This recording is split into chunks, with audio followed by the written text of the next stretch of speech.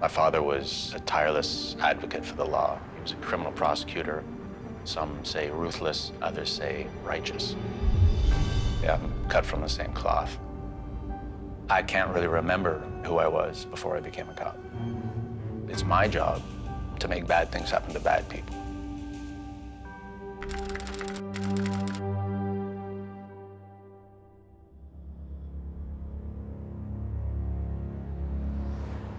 Wasn't like Grampy to just up and disappear.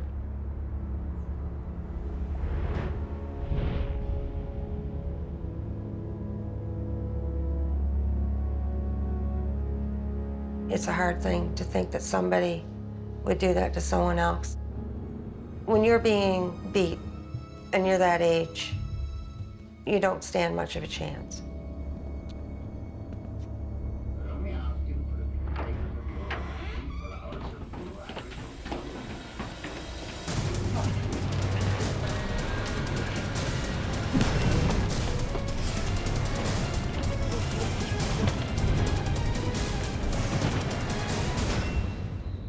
There were so many things that just didn't make sense. A Metro Toronto police officer was following up on a tip from a bylaw officer who had tagged a van. Further investigation revealed the body of an elderly man inside.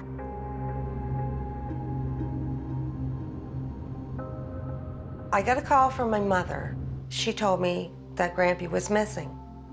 For those 9 days, we had no idea what was going on. That waiting time, that I think was the worst. I remember Mom getting quite upset, and she started to cry. She kind of knew. It just didn't make sense. And this is where they say that Daddy was murdered. They took his body out as soon as they could. There could have been a lot more. Memories made. Why hasn't somebody been brought to justice for murdering Grampy? The circumstances surrounding Clyde's murder are bizarre.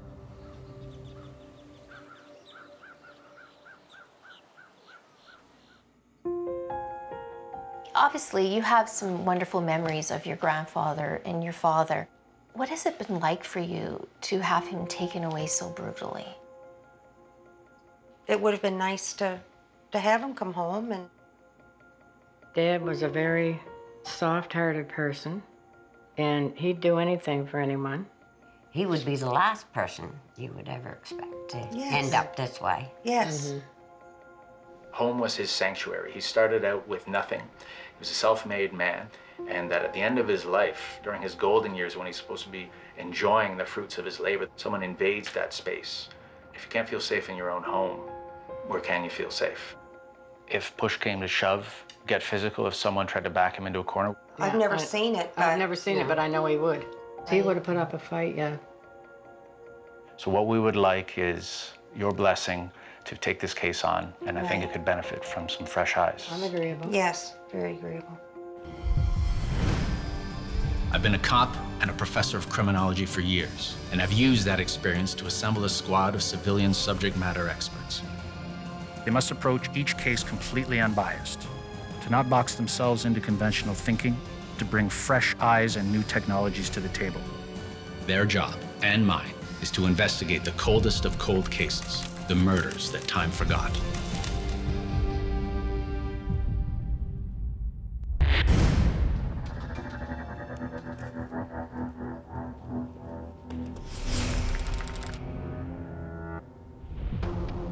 Case number 99, 510-291. Clyde Orlando Frost. Facts are as follows. On the evening of January 23rd, 1999, sometime after 11:30 p.m., 80-year-old Clyde Frost disappears from his middle-class home in the city of Hamilton. The next day, his wife, Gillette, arrives home at approximately 3 a.m. from a late-night flight from Jamaica, where she was visiting her ailing father, and by her account proceeds directly to bed in a separate bedroom.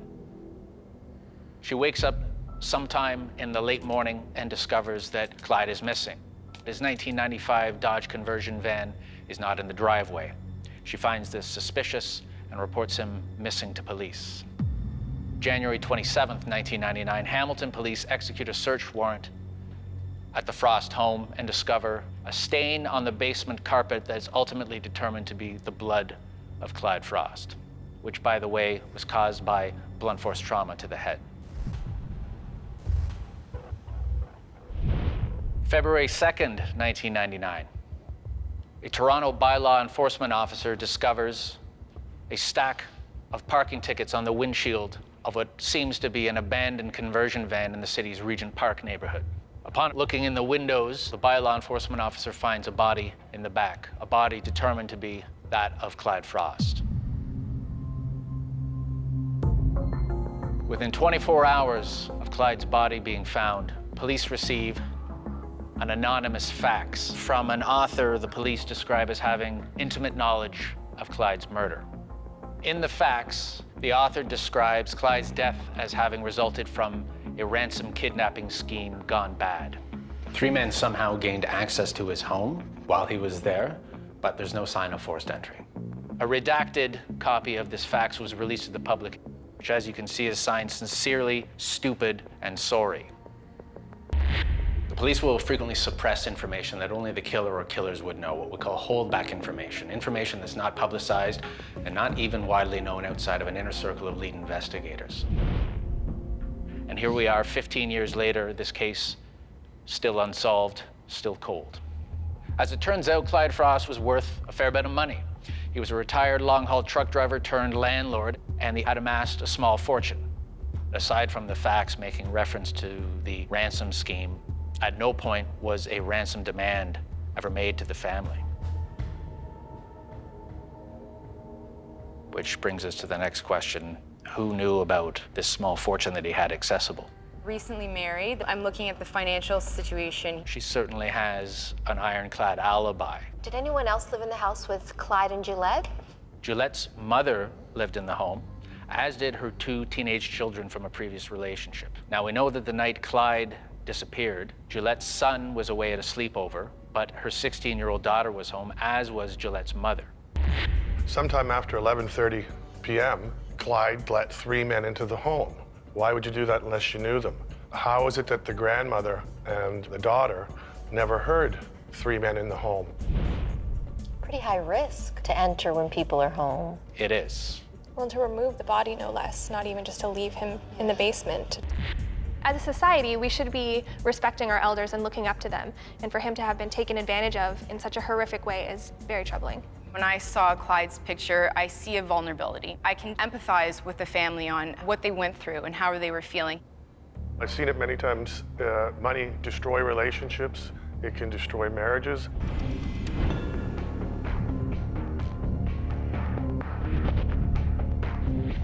It's time for fresh eyes, new perspectives, new ideas. I think I want to start with the neighbors and the tenants. Were any of them disgruntled? Had he recently evicted anybody? Being a landlord is a tough business. Then Tanella? I'd like to find out more about Clyde and Gillette's relationship. What were the dynamics of their relationship? The fact that he was newly married to a much younger woman, we have to be careful not to make too many assumptions and look at everybody equally. Dania, what do you got?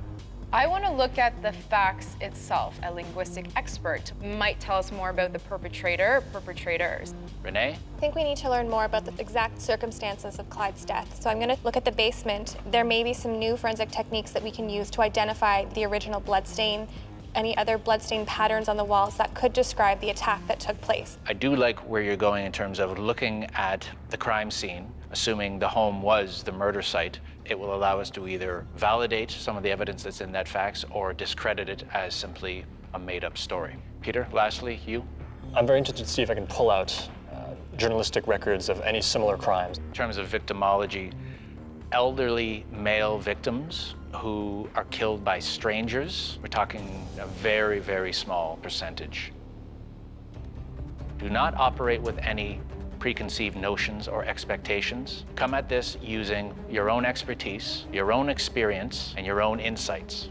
This case, for all intents and purposes, starts now. Motive, to me, in this case, is interesting. On the surface, seems to clearly be about money. Who wanted it most, and what steps were they prepared to go to get it? And if they were denied it, what would they do in retaliation? And we know what they did is they killed them. The squad of civilian subject matter experts and I are undertaking with fresh eyes an analysis of the 1999 slaying of 80-year-old Clyde Frost, who was murdered in his home in Hamilton, Ontario. We know this crime was all about the money. The question is how much money? Are we talking hundreds, thousands, or hundreds of thousands, up to the million or so dollars Clyde was worth at the end of his life? From the outset, we need to jump in and have a retrospective look at Clyde's business dealings, his intimate relationships, his relationships with his tenants, and the facts behind this purported kidnapping. I've tasked Dania to track down Gillette. The internet and phone books have yielded nothing, so she needs to be creative. I want to find Gillette because she might have some useful information. She knew Clyde. She was Clyde's wife. I'm going to the African hair and beauty supply shop in Hamilton, as we know that Gillette was really into her personal appearance, so we thought it was the most logical place to start. I was actually looking for a woman named Gillette. She used to live in Hamilton around 1998, 1999. No, she doesn't look familiar. Hi, what can I do for you? We're looking for a woman by the name of Gillette. Does that ring a bell? Nope. Her husband was actually murdered back in 1999. He would have been about 79 years old at the time. She was in her 40s. I know who you're talking about. Do you really? I actually do. When was the last time that you saw Gillette? I would say what, maybe 7, 8 years, maybe longer. What else do you know about the case? I know there has been a lot of talk among the community as to maybe he was killed and who would want him dead. Did they say who? No, I never heard anything about who it might be. We found somebody who actually knew her, which is really exciting. So fingers crossed moving forward. I'm going to meet Charles Eleveld. He worked for Clyde Frost, did evictions for him. How are you? Monty. I'm well. What kind of guy was Mr. Frost? What kind of a man was he? Mr. Frost really was a nice guy, and he would help anybody that needed help. I see. So you feel people took advantage of Mr. Frost? Absolutely. Absolutely. Did Mr. Frost collect the rent himself? Yeah, he did. He would go out on a Saturday and collect the rent. Many times he would have probably $2,000 or $3,000 worth of cash in his pocket. Because of the way Clyde operated and dealt in cash and carried cash, anyone who knew that information would be worth having a quick look at. So as I go through the documents here, I'm seeing this one particular set of tenants. Were they evicted eventually, or? Yes, they were. Do you think they would have held a grudge against Mr. Frost because of this eviction? No doubt about it. Now, I see another tenant here. Was there an eviction here?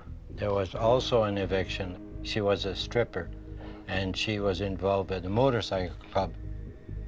I was kind of worried about it, especially when I was alone, and there were 3 or 4 of them. So, Charles, in your opinion, do you think it's possible that an ex-tenant could be responsible for his death? There were at least some people were interested in getting rid of Clyde Frost. So now I've got to track down some of Clyde's former tenants, see if any persons of interest show up.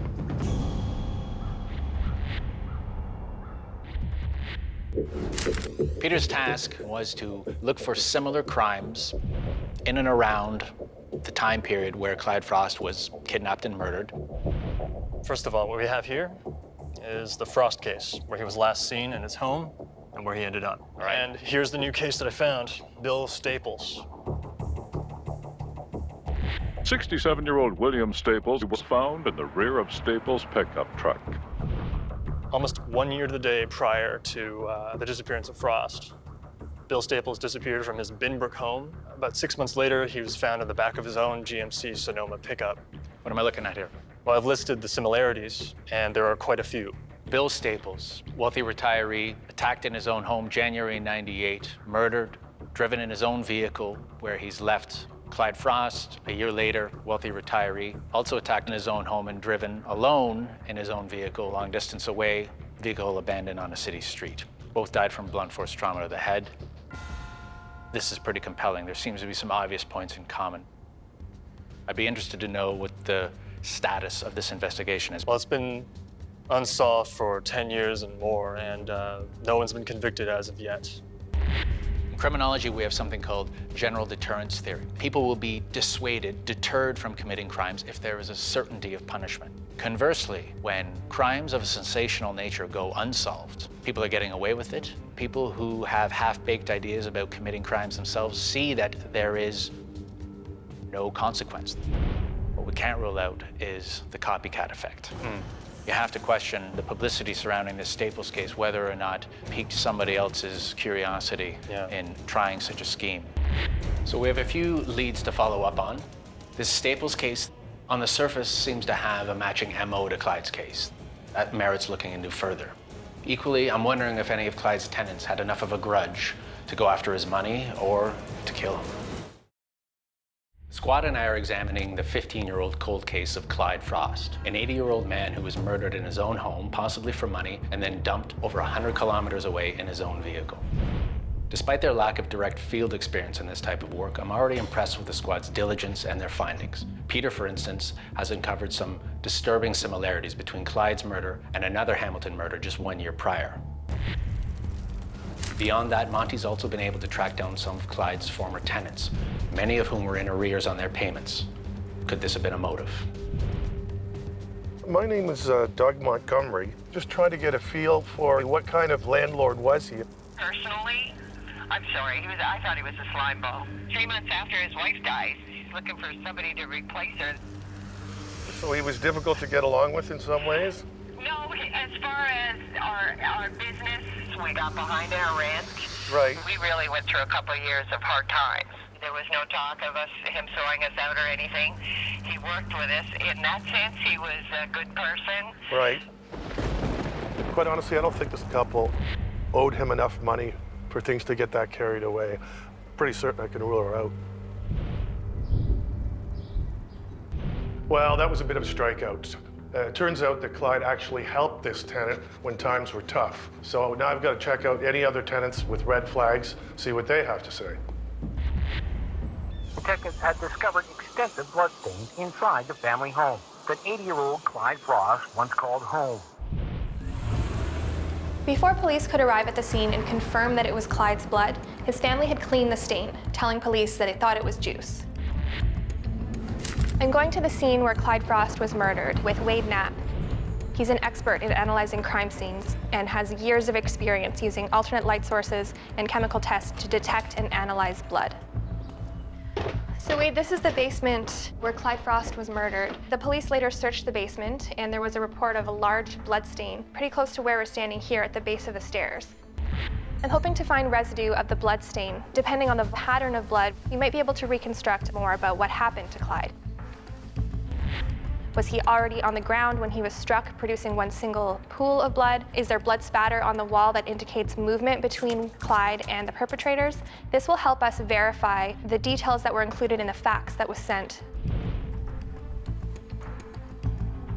When a suspect is cleaning up after themselves to try and avoid detection, they don't realize how sensitive some of the investigative tools are that we have. So if they can't see that blood, for instance, visible after they've cleaned it up, they assume that there's no trace of it left, and that's just simply not the case. If the materials that absorbed the blood in Clyde's case are still in this house today, we will be able to identify where that blood stain initially was. We use a specific wavelength of light with orange goggles to filter, and that will reveal any traces of blood stain. Wade, what do you think about this dark spot here? A stain of some kind. It might be worth investigating. We're going to use an indicator known as hexagon OBTI.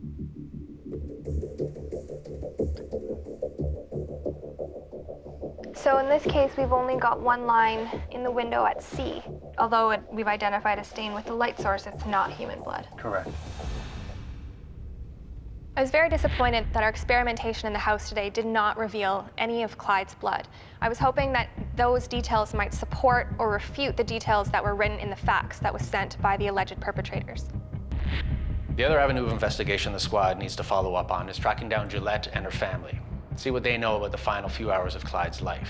And while we know that Gillette was out of the country when Clyde was murdered, we also know that her mother and her daughter were at home in the same residence where Clyde was murdered, either at the time or immediately thereafter. So where are we at in terms of either finding or talking to Gillette or her family? I've been trying to get in touch with her sons. So we sent a letter to them. They were delivered, they were received. There's been no response. Interesting. Antonella? I was able to talk to Gillette's daughter, Roseanne. Okay. Roseanne's version of events is key. She was the one who cleaned up what was later determined to be Clyde's blood in the basement, thinking it was grape juice. The question is, was this an honest mistake, or did someone counsel her to destroy evidence? She was quite disturbed by my call, and I think shaken as well, but she doesn't want to have anything to do with talking to us. It was something she completely discounted, so that would make me think there's a place she doesn't want to go to.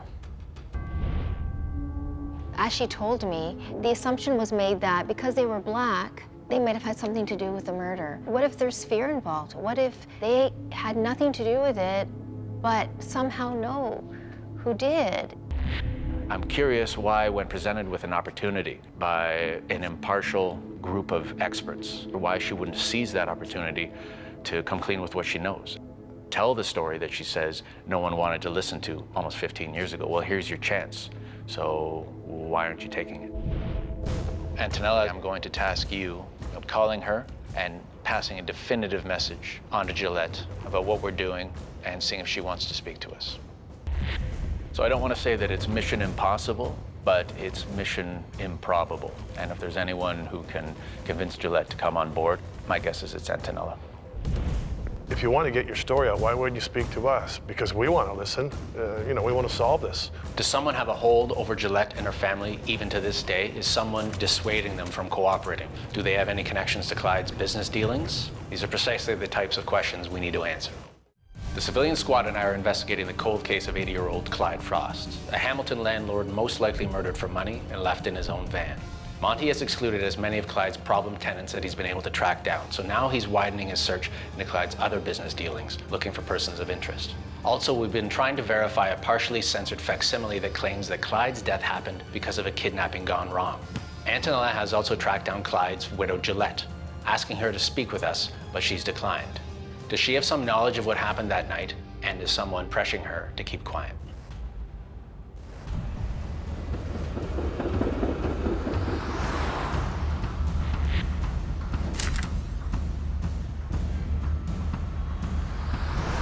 I'm calling to see if I could get some information on a lawyer to try and track him down.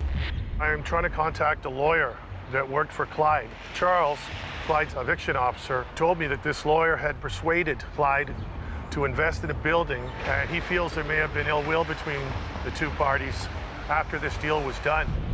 I'm doing some research on Clyde Frost, and I was wondering if you were the lawyer that worked with him in Hamilton, Ontario, Canada in the 80s and 90s. Okay, well, sorry to have bothered you. Bye-bye. There's a lot left to do on the theory that someone who held a grudge against Clyde killed him. We just have to keep looking into it.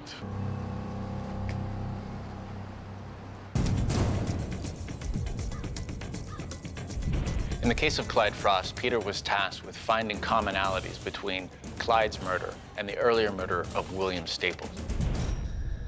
Whoever murdered Clyde Frost may have been not only looking to emulate what happened in the Staples case, but also mask their crime to fit the MO of the Staples case. In 1999, there was no named suspect. In 2010, there was an arrest, and the case is still being tried. We now know enough to rule out any connection to Clyde's case. We've hit a wall on this. There's nowhere else to go with the Staples case. As investigators, we're taking unconventional approaches So we're bound to get some false positives or some red herrings. All right, I'll check Thanks back for the soon. info. You bet. Antonella has come up against nothing but brick walls in her search for Clyde's widow and her daughter, who we know was in the house either at the time or immediately after Clyde was murdered. While that's disappointing, there's a witness, a resident from the neighborhood, who's come forward and has some information he wants to share. Mr. Frost, of course, lived here. Alan Ford was a neighbor of Clyde's. He lived right next door. Actually, his bedroom window faced into Clyde's driveway. What I hope to find out from Alan is what he saw that day of Clyde's murder and anything else he thinks might be relevant in our investigation. So, Alan, tell me about the day of the murder. There was some activity around Clyde's van. There were at least 3 people moving around the van at that time, none that I would recognize. Can you describe them to me at all? The one fellow had a hat on, and it looked like the back van door was open and that they were making plans to put something in it.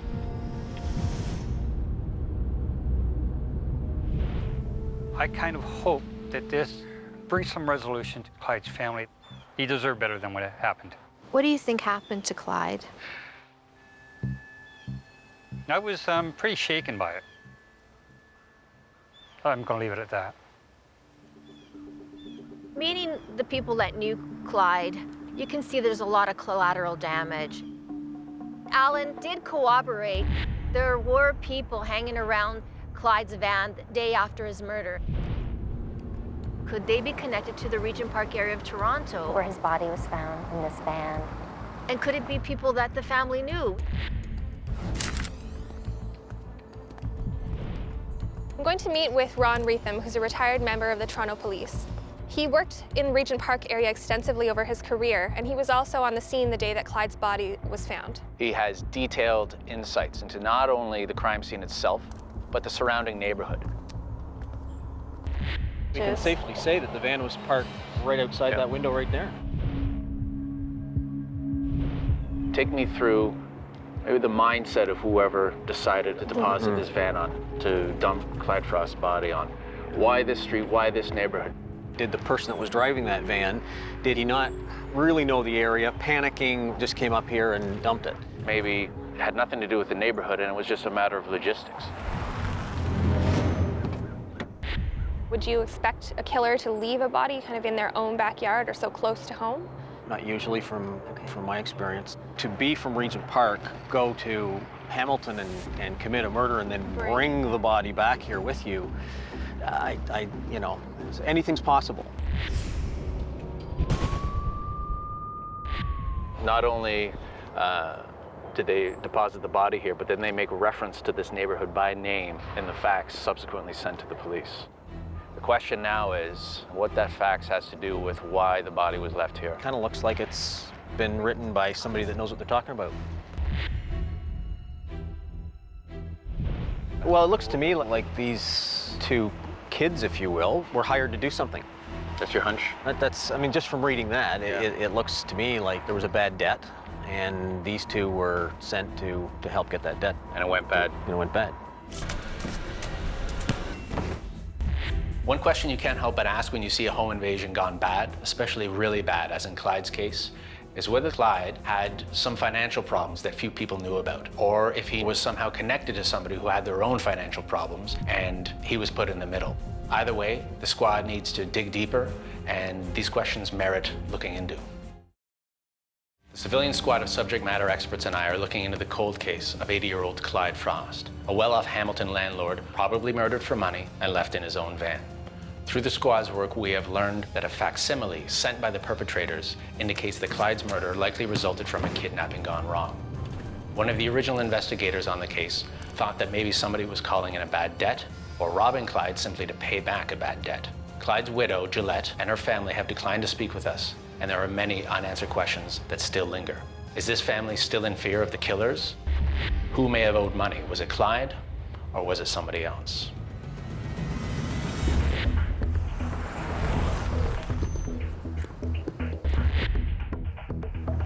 Daniel requested documents from the courthouse on Clyde Frost's will and any other information surrounding this case. Gillette Anesta Frost. She was named sole beneficiary and trustee. Okay, let's take a look at this indictment here. So what I'm seeing is that Gillette paid restitution for welfare fraud. Oh, really? She got, it says 6 months imprisonment, but she served 16 days, and she had to do community hours. Oh, she had house arrest too. Wow. This casts Clyde's widow Gillette in a different light. These documents reveal she did prison time for welfare fraud and had significant gambling debts. She was told to get counseling and treatment and go to Gamblers Anonymous. She had gambling debts in excess of $100,000. And the question here is, where'd she get that money, right? Could there be a connection between the person or people who murdered Clyde and whoever sent that facsimile to the police admitting that this was a botched kidnapping? Or is there a chance that they were collecting on a bad debt owed by Gillette? This is information I need to get to the squad right away.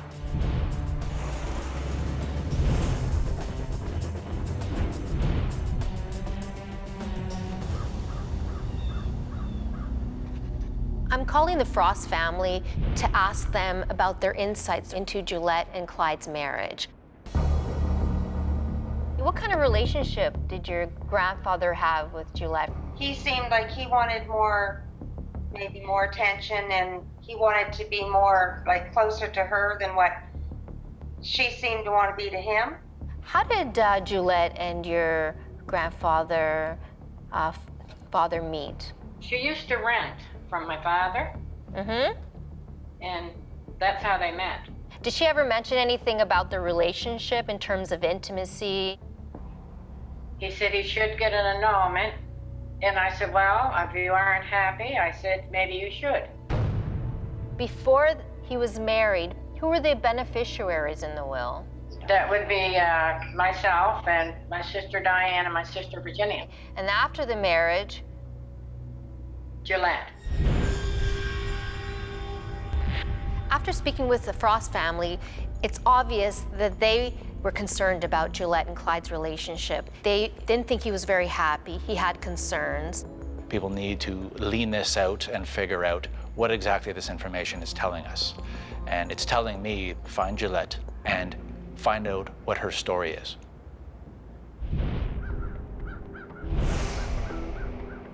Then you follow me to the smart board if you could. Despite what we're learning about Gillette, it's important to not get boxed into a theory and to explore all avenues of investigation open to us. There's still the lingering question about that bizarre facsimile sent to police. There's no doubt that contained in that document are some key answers. So one thing that's been nagging at me is this bizarre facsimile. Seems to me that this is a really rich source of evidence. The narrative in this facsimile lays out a scenario where 3 individuals attended Clyde Frost's home. The intent is to kidnap him and extort his family for $500,000. They seem to be satisfied with the fact that Clyde had $5,000 in his wallet and they were prepared to leave with that. Clyde then tells them he has more money in the basement and he lures these 3 into the basement. But presumably Clyde is looking to either detain these men or otherwise subdue them for the authorities. And the author describes he and the accomplice known as B as trying to hold back or restrain C, who it reads like delivered the fatal blow and actually murdered Clyde. These redactions, as we call them, these censor marks where everything's been blacked out, this makes it very difficult to genuinely analyze this document using forensic linguistics. It doesn't rule out psychological analysis. I've got someone in mind I'd like you and Renee to meet with. Danny and I are going to be interviewing Jim Van Allen. He has decades of experience working with the provincial police to try and really piece together what is the mindset of the perpetrator.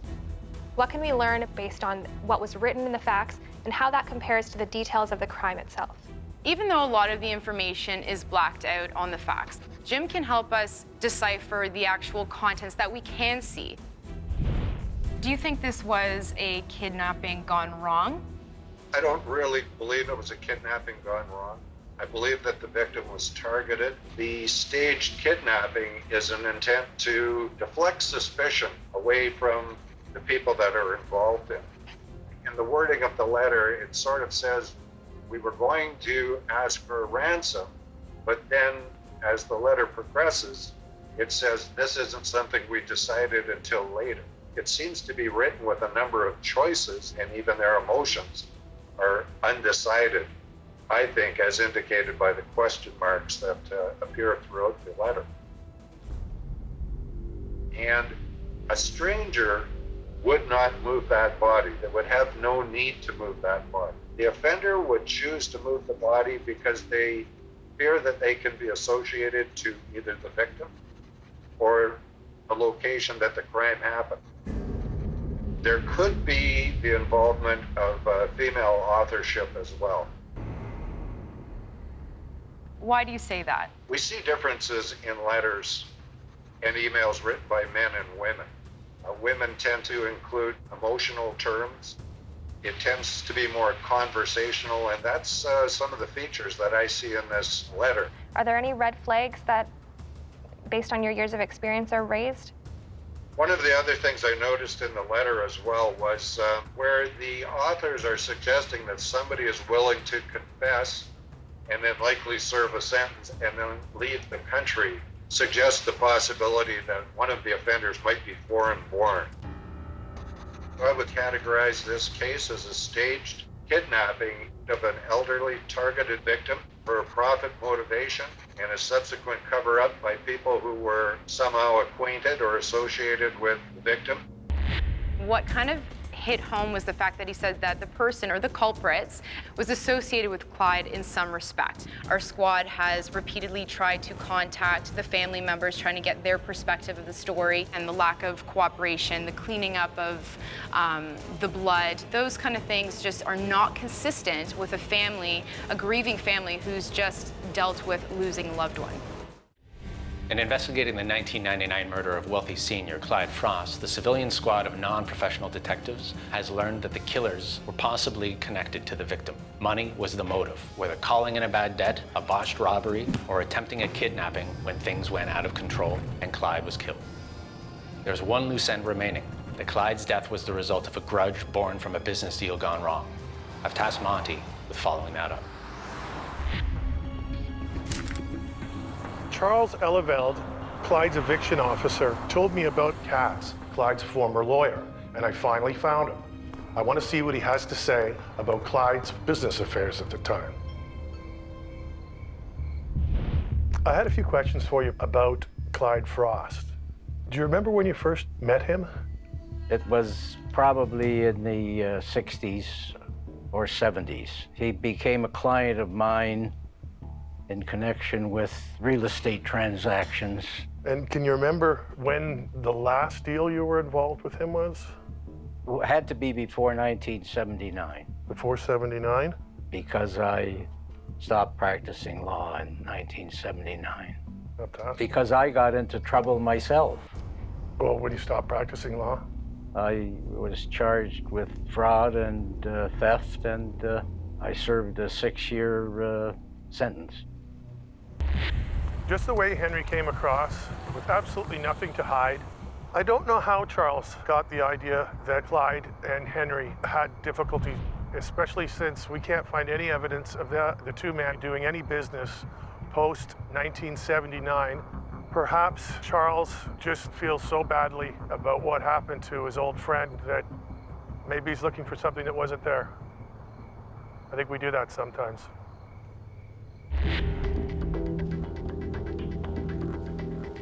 The 1999 murder of Clyde Frost. A lot of roadblocks, a lot of impediments during the course of our investigative analysis. But we did make some headway. So, Monty, I'm going to go to you first. People like to speculate about the theory that Clyde had left a trail of angry tenants in his wake and maybe one of them held a grudge. I exhausted, just about every avenue. I don't think there's any merit to that idea, that theory. He would actually let tenants stay on when they were unable to pay rent and let them pay as they were able. Peter, over to you. So I delved into geospatial statistics for violent crimes in Hamilton, specifically homicides and break-and-enters. It turns out that the San Pedro area of Hamilton is one of the safest and most affluent in the city. So this isn't bleed over from neighborhood turf wars or part of a larger pattern of home invasion break-and-enters. This is really an anomaly. Antonella? After many phone calls, emails, social media, and letters sent by courier, we were unable to get information interviews from Clyde's inner circle, which include his widow, his 2 stepchildren that lived in the house. Basically a strikeout. Renee? The culprits are most likely associated with either the address or Clyde's family, or possibly both. We also know that the person who wrote the fax was a woman. This crime was not perpetrated by a stranger. No question that Clyde Frost was specifically targeted. The question then is, how much money? Whether whoever did this was after the full estate, this $1 million or so in assets and properties, or just the cash in Clyde's hand. That's the one thing at this point we cannot answer, is what was Clyde's life worth to whoever did this? We've got something here to turn over to the authorities. We certainly have something to turn over to Clyde's family, who's been waiting for answers now for over 10 years. This case was purely about greed, whoever did this. Given the degree of physical evidence that should have been present both in Clyde's basement and in his van, it's very frustrating that no one was ever charged or caught for the murder of Clyde Frost. The squad can take this case no further, and the police have received our research and analysis.